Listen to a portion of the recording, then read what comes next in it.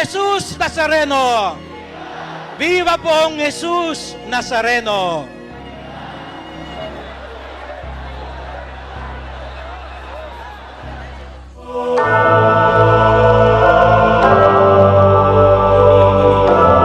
Tuwing Biyernes, matik na magsisimba sa Quiapo ang mga deboto. Walang mintis dahil bahagi ito ng pamamanata sa poon.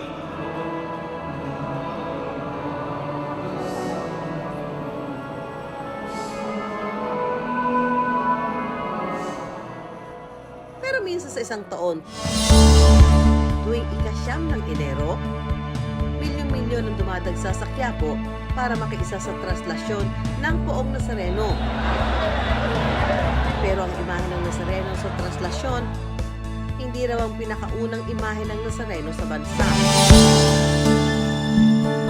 Mula Mexico, dinala sa Pilipinas ang unang imahe ng Nuestro Padre Jesus Nazareno noong 1600s habang nasa pananako pa tayo ng Espanya. Ang Nazareno is an image of Jesus Christ carrying a cross galing sa Mexico, dala sa Pilipinas. So ang alam natin, typical of a religious image na galing sa Mexico, dinadala through the galleon. Kasi hindi madali ang magbibiyahe galing Mexico papuntang Pilipinas. Unang iniluklok ng imahe ng Jesus Nazareno sa simbahan ng San Nicolas de Tolentino sa loob ng Intramuros na pinangangasiwaan ng mga paring Agustino Recoleto. Ang original image na dumating dito noong 1600s, galing sa Mexico, dalawa ang pangalan niya noon. Tinatawag siyang Nazareno Guapo, Nazareno ng mayayaman. In fact, we have records na yung original na Nazareno, ang kanyang sandalyas is made of silver. Ang kanyang corona at ang kanyang potensyas are made of gold and with gems. Sa mga sumunod na taon, isa pang imahe ng Jesus Nazareno ang dinala sa Intramuros ng mga Recoleto. Dahil nasa Intramuros noon ang dalawang imahen, hindi raw ito ma-reach ng mga karaniwang Pinoy. Ang Intramuros is only for the Spaniards. Yung mga Spaniards na galing doon sa Espanya at yung mga Spaniards na ipinanganak dito sa Philippines. Kaya noong 1780s, nagpasya ang Noy Arsobispo ng Maynila na si Basilio Sancho na ilipat ang pangalawang imahe ng Jesus Nazareno papuntang Quiapo. Tila pag-aadya naman na nailipat ang isang imahe ng Poong Nazareno sa Quiapo. Dahil nang bombahin ang Intramuros noong World War II, isa sa tuluyang nawasak ang simbahan ng San Nicolas de Tolentino, kasama ang imahe ng Jesus Nazarenong tinatawag na Guapo. Di tulad ng nawasak na Nazareno na nakapaling sa kaliwa ang mukha, ang imahe natira sa Quiapo, nakadiretso ang mukha at bahagyang nakatingala. Itong Jesus Nazareno natin, nandyan, is dignified. Yes, He is suffering, but with all the dignity. Ang Filipinos is so concerned with our dignidad. Yes, we are poor, pero we are dignified. Mula noon, lumago ang debosyon ng mga Pilipino sa Jesus Nazareno ng Quiapo na 3 beses lang inilalabas ng simbahan sa pagtatapos ng taon, tuwing traslasyon at kapag Biyernes Santo. Pero mga ka-wonder, huwag malito ha, bagamat ang Quiapo Church ang nagsisilbing Basilica Minor at pambansang dambana o National Shrine ng Jesus Nazareno, ang patron talaga ng simbahan ng Quiapo ay si San Juan Bautista na pinsan ni Jesus. Sa Plaza San Juan, matatagpuan niyo po ang napakalaking, para ka nasa Colosseum nito, sa Rome. So, JB, ito ay made of bronze? Opo, opo. Made of bronze, kailan inilagay ito? Siya po ay parang naipakilala na isang representation ni San Juan Bautista noong 2015 po. Juan Yung de iba po Bautista. talaga parang nagugulat sila na si San Juan pala yung patron ng Quiapo. Oo. Pero dahil sa mga buhay na patotoong milagro raw ng Jesus Nazareno, mas umigting ang pagdedebosyon sa poon. Viva pong Jesus Nazareno! Pero makalipas ang ilang daang taon, kumusta na kaya ang mismong ima? Kasabay ng paglaki ng debosyon sa Jesus Nazareno ng Quiapo, Iba't ibang kwento rin tungkol sa imahen ang lumaganap dahil sa kulay nito. Minsan din itong tinawag na Black Nazarene o itim na Nazareno.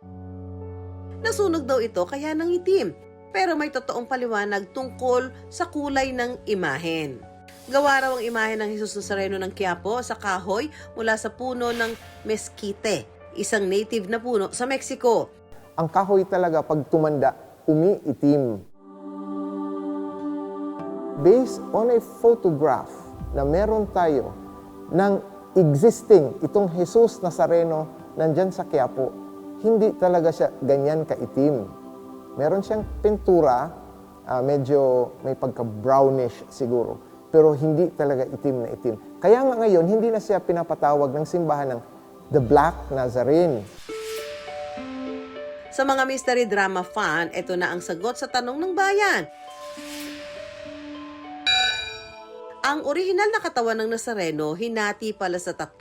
Kawanda, ito pong imahe na ito ng Poong Nazareno, ito po yung ginagamit pag traslasyon. Inilalakad mula Quirino Grandstand hanggang makabalik po dito. Original dito ay ang kanyang... Katawan po. Ang katawan mula saan?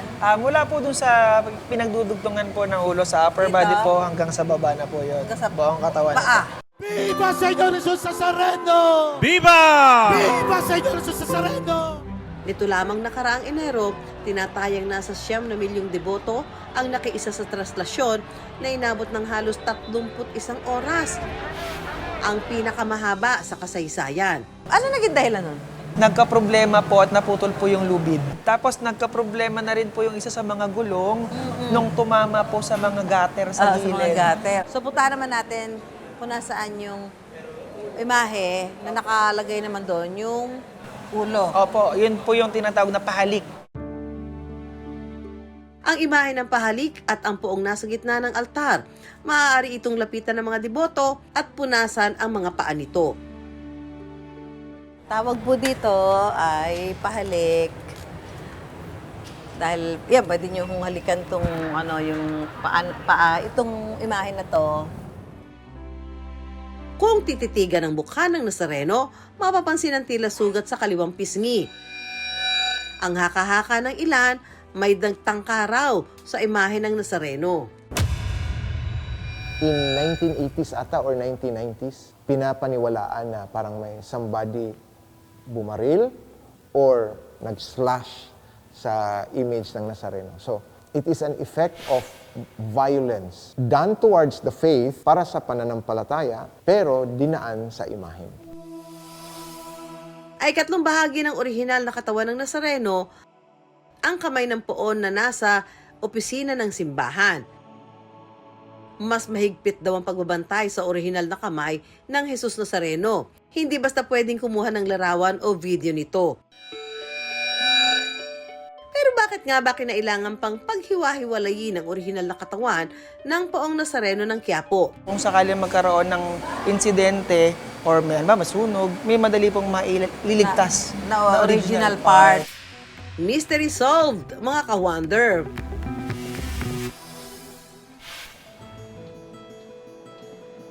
Sa simbahan ng Quiapo, nakilala namin ang deboto ng Nazareno na si Tatay Boy. 7 taong gulang daw siya nang magsimulang mamintuho sa Nazareno ng Quiapo noong 1953. Kasi yung father ko nung wala pang gera, nasa Quiapo na, nagsiserve na rin doon. Tapos sa lolo ko, Spanish era pa, member sila doon, yung Copradia. Hanggang lumalaki ko, parang naano ako doon sa simbahan. Maski nakapagtrabaho ko, hindi na ako umalis doon sa simbahan. Dekada 60 pa raw ay nakasampa na ng andas ng Nazareno si Tatay Boy. Pero na magkaedad, namamalagi na lang siya sa Quiapo para paglingkuran ang Nazareno sa pamamagitan ng paglilinis at pagbibihis dito. Kasalukuyan mo namin, nililinis ang imahe ng mahal na poong Nazareno. Imahe na nagpupunta na iba't ibang probinsya, hinihiram ng mga parokya sa ganung bayan para yung hindi makapunta ng Maynila, yung Nazareno dumadalaw sa kanilang lugar. Sa higit 7 dekadang debosyon ni Tatay Boy, may malaking parte raw ito ng kanyang buhay na hindi matutumbasan ng anumang bagay.